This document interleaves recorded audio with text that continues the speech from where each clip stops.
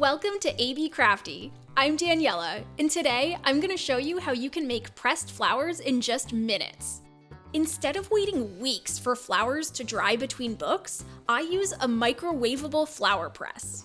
To start, the first thing you'll need is, of course, the flowers that you want to press.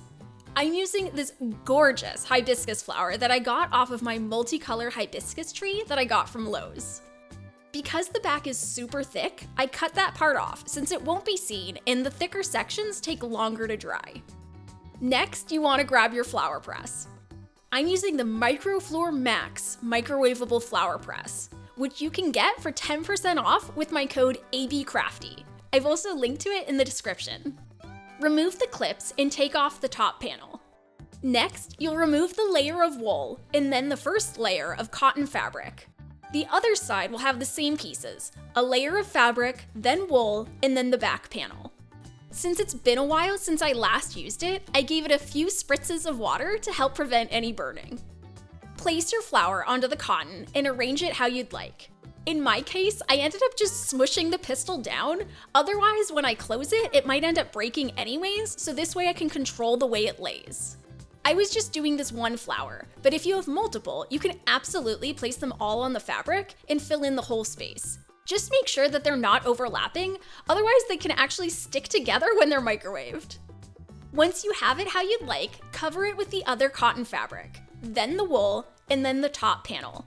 Be careful not to move your flowers in the process. Next, you want to attach the clips to each side.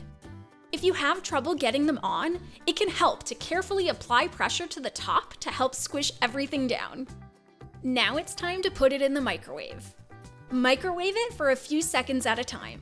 If you're just starting out, doing 5 to 10 seconds is a safe bet, since the time will vary depending on your microwave's wattage.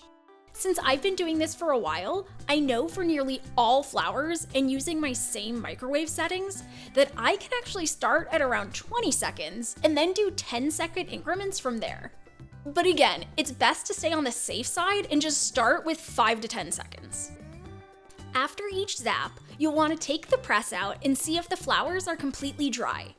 Remove all the pieces and be extra careful peeling back the cotton, as it can easily stick to the flowers and tear them. If it's not completely dry, this is a good time to rearrange anything. For example, if a petal got folded over or shifted, you can fix that now before it gets too dry, and then you won't be able to fix it.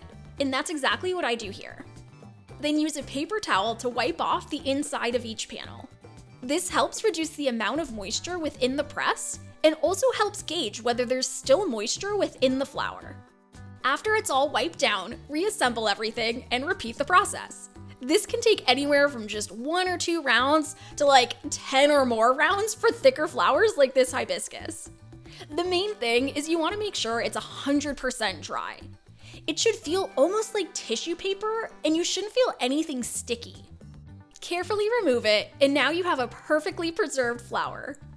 Keep in mind, most flowers will actually change colors and lose some vibrancy. This hibiscus, for example, went from bright pink to purple. But if it's brown, that means it started to burn, so you'll want to stop with that flower and try again using shorter time increments. Some of my favorite flowers to dry have been hibiscuses, of course, but also pansies, violets, impatiens, and other flat flowers. Those are the ones that work the best. I've linked to some of my favorite plants and seeds that make amazing pressed flowers. You can also check out my blog post on pressing flowers for more tips and tricks. You can just Google AB Crafty pressed flowers or AB Crafty how to press flowers, or just click on the link in the description. If you enjoyed this tutorial on how to press flowers in just a few minutes, please give it a like and hype it, as it really helps my channel get discovered. And if you want to see what I'm crafting day to day, follow me across my socials.